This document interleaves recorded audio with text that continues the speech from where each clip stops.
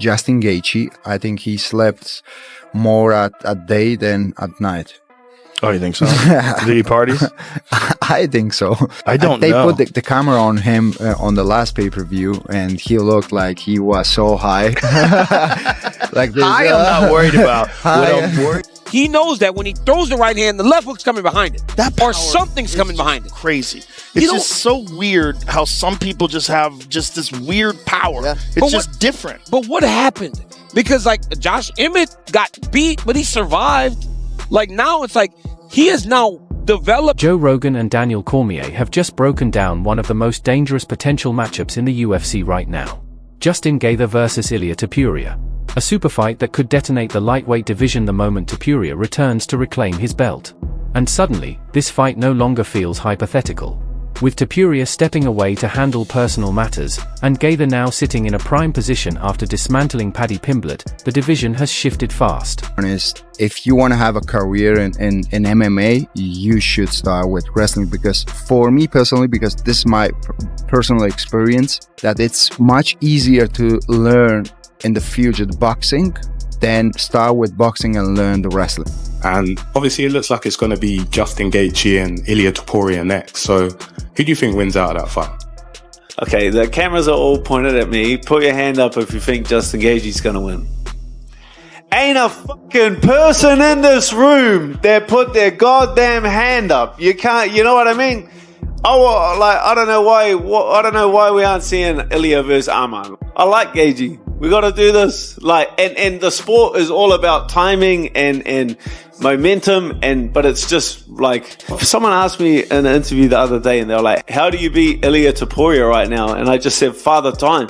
I said, you give it enough time, you roll the dice for long enough, and that's it. No one's the best forever. It's extremely momentary. But while these two guys are streaking and they're in the physical prime and the momentum's there, like that's the fight that laid it all on the octagon floor. I thought Justin Gaethje was going to get Paddy Pimblett out of there on multiple occasions, but Paddy would not quit. Paddy Pimblett kept fighting, but I think the pressure that Justin put on him early gave him enough of a lead to become the interim champion. But Ilia Topuria is knocking out the best fighters that we've ever seen in the divisions that he's competing in. Knocked out Max Holloway and Alexander Volkanovski while he was at featherweight, then goes to 155 and knocks out Charles Oliveira. But Justin Gaethje reminded us tonight, when you overlook him, things have a habit of work. What once looked like a clear roadmap has now descended into chaos, and Joe Rogan and Daniel Cormier agree on one thing. This matchup would be pure violence. On the surface, it seems straightforward. Justin Gaethje is the most ruthless pressure striker in the division, marching opponents down and breaking them with leg kicks, hooks, and a relentless pace. Ilia Topuria, on the other hand, is surgical, calculated, and frighteningly precise, with knockout power that comes from timing, not chaos. But when Rogan and DC really start to break it down, the fight becomes far more complex. Gaethje's style is built for war. He thrives when fights get ugly. He wants exchanges. He wants damage. And he's more than willing to absorb shots if it means firing back even harder. It's torched by Ilia. And I think Gaethje just retires and rides off into a sunset because he don't want to see Ilia. I think both these guys are just like levels below Ilia, and that fight really showed it all. On the wrestling, on the striking, the defense, the offense. I think Ilia's on a whole other planet when it comes to these guys. And hopefully they give him Justin Gaethje so you get another guy and do him like a lawn chair and he's going to fold him. Given how popular Ilia's become, how big do you think that fight could be between these two? I mean, if I had any bit of a personality, it'd be huge. But I can't lie, I can't exaggerate. You know, it's what I do. It's who I am. It's who my parents taught me to be. But I mean, there's no doubt that that's one of the best fights that they could definitely put on. For an undisputed belt, and I think they want to have 6 or 7, whatever. They want to have as many as possible. So if he's not back by then, they will strip him, and I will be undisputed, and then I'll fight for the belt on there defending.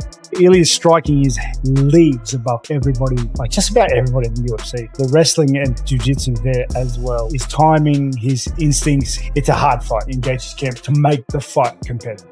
The Gaethje that fought Paddy won't beat Ilia right now.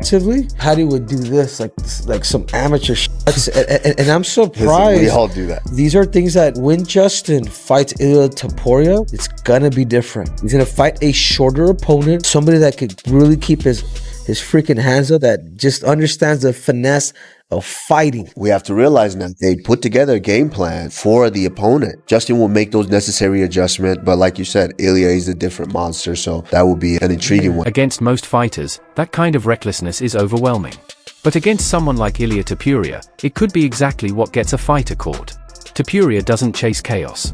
He waits for it. Daniel Cormier pointed out that Ilya's biggest weapon isn't just his boxing, it's his composure under pressure. When opponents rush him, he doesn't panic. He sets his feet, fires back, and when he lands clean, people don't recover. That's what makes this matchup so dangerous for Justin Gaethje. But Joe Rogan pushed back. He emphasized Gaethje's durability, his experience in brutal 5-round wars, and the reality that Ilya has never faced someone who can absorb that level of damage while still moving forward. Gaethje doesn't need perfection. He needs one opening, one exchange where the fight turns into a dogfight. And that's where this becomes a nightmare matchup for both men. So many incredible fights, future Hall of Famer. I put him in the same regard as the 3 people that you have just finished all in a row. Really? I do. The only thing that I realized is that you don't like the guy, because I don't know if you want to put him against me. I know that I can do with him whatever I want to do. What? What happened? Go on. The on. UFC is planning for Ilia Topuria to headline its first Paramount card versus Justin Gaethje. That's the plan as of now. You're lying right now. That would mean Pimlet versus Holloway, which actually would fix a lot of the weird order of things. Why Justin Gaethje? You saw that as well, Nick? Gaethje said he would retire if he didn't get a title shot. Well, if we're gonna go at that, I got Ilia Topuria knocking him out. Yeah, same here. I just feel after you've been dropped so much and you're gonna fight somebody who's a deadly striker, great wrestler, who has a chin, who's willing to put himself in the fire to land that shot, and not just a shot to the face. Let's not forget about Ilia Topuria's body work as well, right? If this is the way they're going, they've made Dan Hooker versus Arman Tsarukyan. They've made Oliveira versus Gamrot. They've made now Topuria. If they're going to do Topuria versus Gaethje, if this is the way they've gone, it only leaves Pimlet versus Holloway. Which is that's gonna be Gaethje versus Topuria. How do you see this one going? Yeah, I think that Ilya hits like a truck, and so does Gaethje, and I think if Gaethje prepares properly and gets ready for this fight, it should be a fun one. The unification fight have to be next, or is there a case if he's hurt and needs to be out for a while? Apparently he's 100%, and Gaethje's like, believe me, I've been in plenty of wars. If Ilia Topuria controls the range, times his counters, and mixes in the grappling, he has the tools to finish Justin Gaethje early. But if Gaethje pulls him into deep waters, forces a pace Topuria has never faced, and starts chopping at the legs, the entire fight shifts. What makes this matchup even bigger is the context. Topuria wouldn't just be coming back. He'd be coming back to reclaim something he never truly lost. That brings pressure. That brings emotion. And Gaethje is the last man you want to face when emotions take over. Daniel Cormier summed it up perfectly. This is the kind of fight where both men are too dangerous to make mistakes, and someone is almost guaranteed to get finished. No judges, no safe rounds, no easy way out. The MMA world is already divided. Some believe Topuria's precision and power are perfectly built to punish Gaethje's aggression. Others say Gaethje's toughness and experience will break Topuria before he ever settles in. Either way, Rogan and DC agree on one thing.